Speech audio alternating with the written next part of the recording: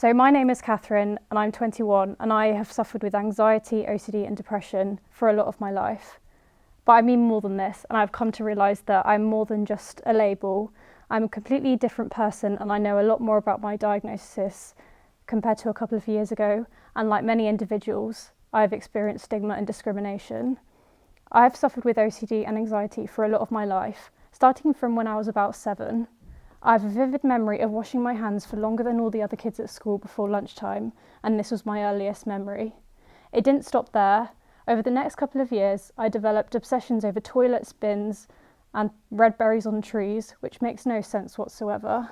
I had an irrational fear that if I didn't wash my hands, or if I went too close to a bin or a toilet in the street, I would get ill and die.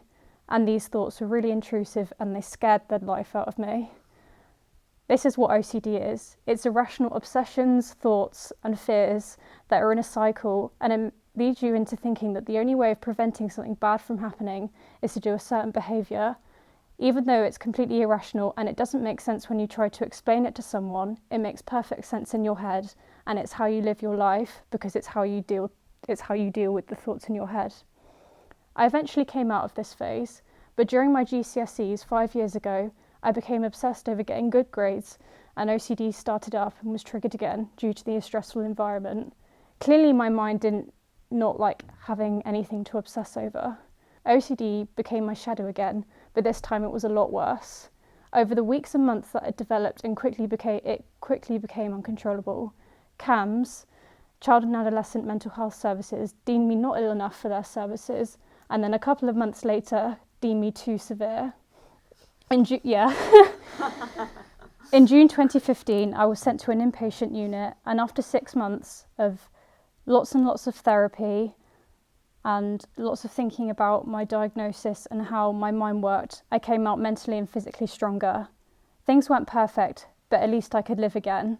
Friends I had made there who went through similar experiences to me, who I'd not met before, I'd never met someone before who'd really, kind of understood what I was going through. This gave me a new lease of life. Currently, OCD is trying its best to take hold of my life. My hands are pretty dry at the moment. I've washed them so many times. I travelled 4 hours today and I couldn't sit down at all on buses or trains. But I've overcome it before, so I can do it again. A lot of the language used today is very much stigmatised, especially around OCD.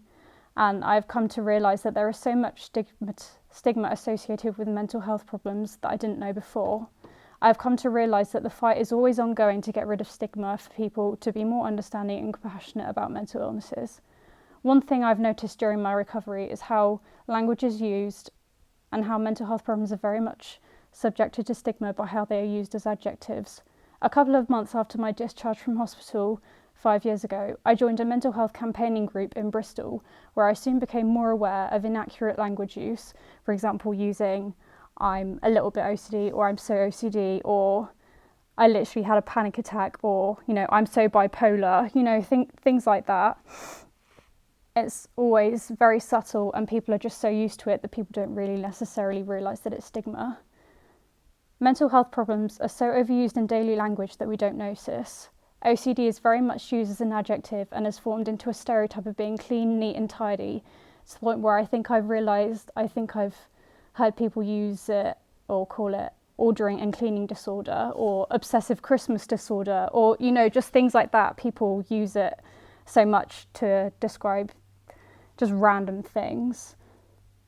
I don't think people realise the true extent to what OCD is. Instead, most people believe what the general society thinks, e.g. cleanliness. Only sufferers and people close to them know the full truth. If people knew the full extent of OCD, they might think twice about actually using phrases like "I'm so OCD." Have you ever been so OCD that you've washed your hands to the point that they are sore and covered in cuts from all the hand washing? Have you ever been so OCD that you've spent 7 hours getting ready in the morning to be able to leave the house? Have you ever been so OCD that you've been scared to sit anywhere and stand for hours on end?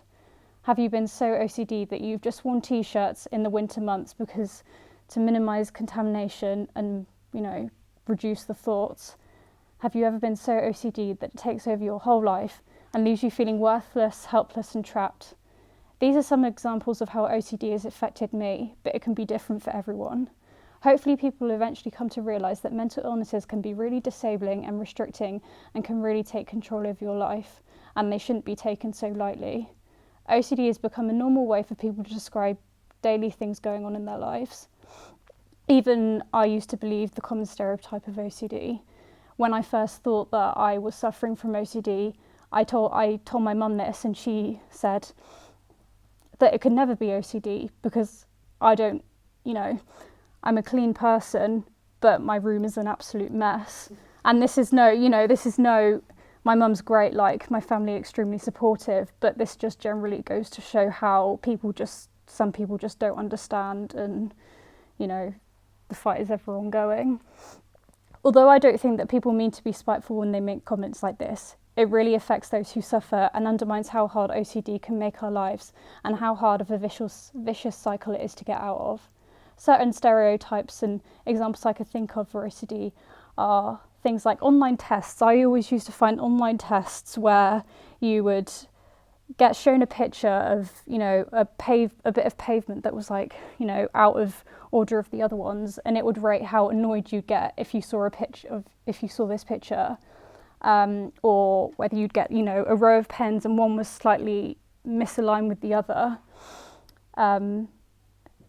Many clothing companies sell clothes, such as I think I saw last year, Boohoo selling some clothes which had obsessive Christmas disorder.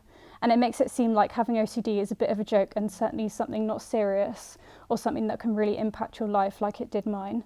In addition, people talking about it so casually, like it was a personality trait or a quirk, stopped me from reaching out for help in the earlier stages, leading it to get out of control. The stigma of OCD about needing everything to be clean, tidy and ordered stopped me from seeing someone and tackling my symptoms sooner, because I didn't think that OCD was what I suffered with. Mental illnesses need to be talked about more, where people become educated through everyone's different experiences, whether they're big or small, good or bad, or helpful or unhelpful. Doing this all helps to create a bigger picture. It also makes mental illnesses and mental health more ordinary to talk about, rather than being the elephant in the room. By speaking to you today, I hope to improve understanding, empathy, and the use of language around mental illnesses. You don't have to organise a big event to have an impact. Sometimes it's just about having a conversation. We can change the way language is used in society bit by bit, not just for OCD, but for so many other mental illnesses as well, by sharing our experiences and speaking out and supporting each other through this. Everyone's struggles are valid, however big or small, and even in comparison to others' issues, and it shouldn't stop you from speaking out and or accessing help. We are all strong and capable of everything. There are always challenges and barriers in life, but they are bigger than us, a community. A few simple things that I think we can do to improve mental health problems are things such as doing their own research into different mental health problems, encouraging others to do the same. Knowledge is power to a certain extent. If people become educated and are able to see how certain mental illnesses affect their life, they're a lot less likely to say certain things. Also, this is something that I've kind of learnt to do over the last couple of years. Don't be afraid to, call people out if you hear people using the wrong language. And I don't mean having a go at people, but just, kind of gently reminding them to think about what they're saying. Most of the time, people don't realise what they're saying, and it's an opportunity to educate them on what certain mental illnesses actually are. And also, the most important thing is talking to people and having conversations. There's nothing better than having a conversation and just learning through everyone's different experiences. Yeah, that's it.